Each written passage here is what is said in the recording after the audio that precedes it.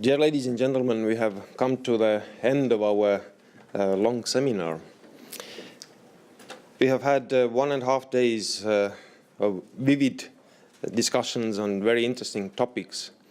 And I've been dealing with the territorial development here in Estonia for almost 20 years, and I can assure you that this was the first time when so many people gathered here to discuss the territorial development of the European Union.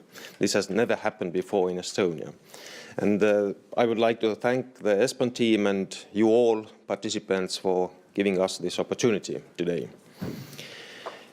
Throughout the seminar, we have been talking a lot about the future.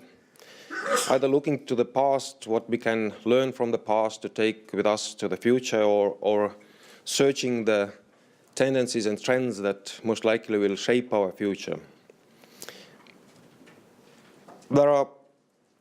It is sure that the future will come, it will be different than present. Some of the aspects of territorial development are more sure. As we discussed yesterday, it is clear that the digitalisation will move on. Several regions face shrinking as inevitable process as far as we know. But of course there are a lot of uncertainties, like we have also discussed a lot. Either there be this political crisis or social crisis that have been mentioned today. It all brings along a lot of challenges for European regions. But we as people dealing with regional development, I wish that we can put proper emphasis also on the other side of the developments, on the opportunities that those changes bring along to several regions.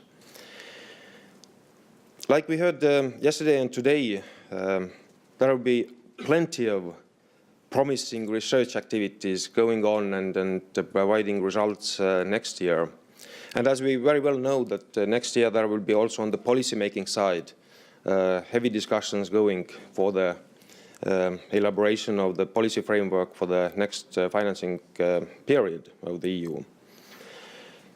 But talking about territorial development, of course, territorial development is shaped heavily by market forces, the activities of people and businesses, and a lot of different policies, either on the national level or European Union level.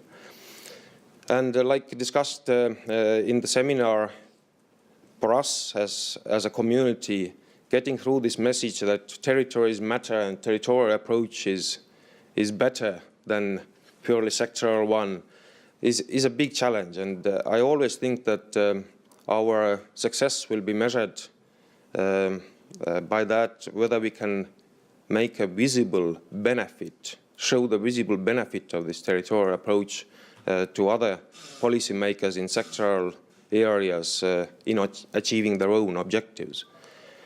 We cannot expect that other policymakers will just like that change their objectives or approaches. We have to provide the positive side of doing different.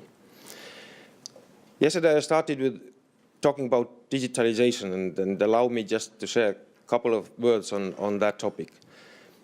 We had a very interesting discussion yesterday, and I picked up one idea that usually in talking about digitalisation we talk about new technologies and service provision that will be different. But I picked up one idea yesterday that was mentioned, that actually the growing amount of information or data is actually a capital.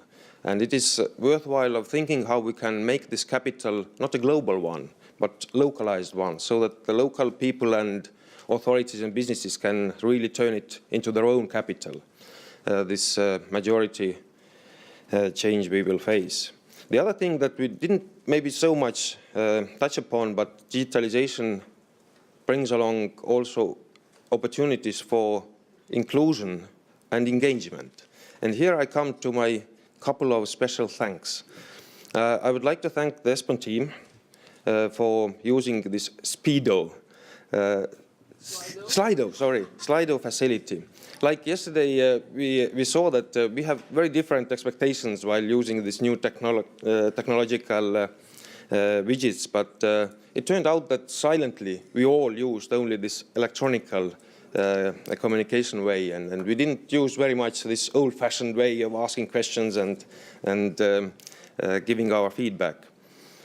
My second special thanks will go also to the ESPON team. I always like if there are some innovations or new methods tested, and I found it very fascinating yesterday, this pitching, because we all know from the policymaker side that these research reports are lengthy one, hundreds of pages, and it doesn't make very much difference whether you have time 15 minutes or 3 minutes to get your message through. And I think it worked very well yesterday. Although I understand that it might have been quite a tough exercise for the first time. And my third special thanks I would like to address to our moderators, who were marvelous in giving us this brilliant atmosphere for the whole seminar. Thank you for that.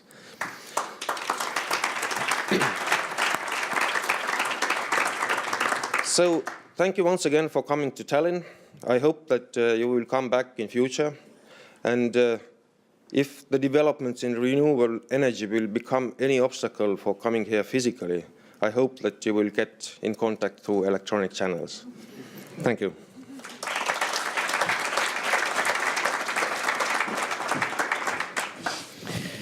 Okay, final moments of this seminar. I'm fully aware that I'm the last one holding you away from lunch, so please bear with me for a couple of minutes. I'll try to make it quick. What I wanted to tell you is basically 5 points.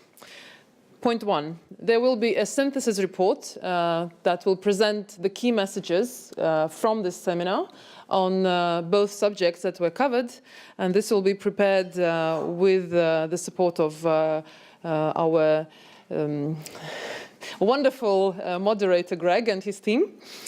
And you will find it online. We will try to share it with you as soon as possible. And we, of course, will encourage you also to share the key messages from this seminar also among your audiences. I will not dare to summarize all the key messages better than Greg did already in all the sessions, but maybe I will reflect on 2 points. 1 point, we are happy to receive and serve demands from our stakeholders to develop an in-depth analysis on certain specific thematic subjects.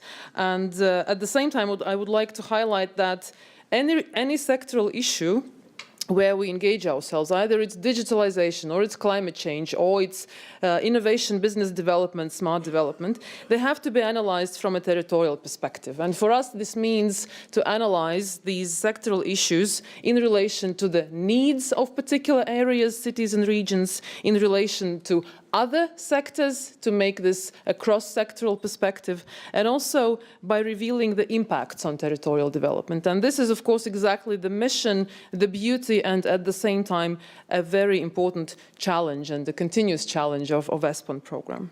And another point that I would like to share with you is on the territorial dimension of future policies. And I think it is all clear, it is clear for all of us that Territorial Agenda 2020, as it is now, is of course a wonderful document, but clearly we do not need another document, and another document that would be as wonderful as this one will not help us to promote a territorial cohesion. Rather, what we need is a process that will promote the ownership of territorial cohesion in Europe, and also that will help to develop a narrative that will be more widely understood and more widely accepted among stakeholders. And we cannot imagine this process without an active participation and a broad participation of cities, of regions, of national governments, of private sector institutions. So we think that the range of stakeholders that we need to involve is really very broad, and this will be a challenging process for us. And that's why the reference framework is one of our key and strategic activities for the next year. And we hope to be able also to capitalize on the results of our ongoing applied research activities and targeted analysis activities to feed into this overall strategic debate. Referring to my speech from last evening, I hope there was something you enjoyed in the past 2 days. I hope you found something or someone you were proud of, and also something to look forward to in the framework of ESPON program. And please, again, I would like to invite you to give us your feedback using the online survey. And now I would like to invite you for a very final Slido vote, because for us it's also very important to monitor the impact of our discussion of the two-day program. And you get the same question as you did yesterday when we started. So still about feelings and emotions. So how do you feel by the end of day 2 about ESPON evidence? Are you informed and inspired? Are you only informed? Maybe you got more inspired. Maybe you're still curious. Please tell us what you think. I will give a couple of moments. And while we are waiting for your votes and the results, of course, I would also like to thank everyone. I would like to thank our speakers, our panelists, our wonderful moderators, our research teams. I would like to thank, of course, again, my team of ESPON EGTC, to all of you who contributed to the success of this seminar. And we very much hope to develop our cooperation in the future. And of course, we very much hope to meet you again in Bulgaria. Now we have 65. Maybe let's wait a couple of more minutes. And while we are waiting, my final message to those of you who have meetings in the afternoon, and that's quite some of you. So the European Contact Points meeting will be taking place in room Bolero. And the meeting of our research teams and the EGTC team will be taking place in room Duetto. So please join us at these meetings in the afternoon.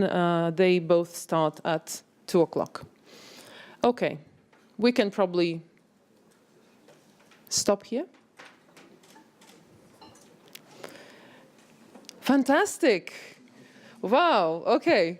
No, I'm so happy because I remember what was the result of the vote yesterday. So we had approximately 34% of informed and inspired people. We have managed to raise this number and to raise it until 61%. So I think all of us together, we did a great job. And again, I very much hope to see you soon and to see you again in Bulgaria. Thank you and enjoy lunch.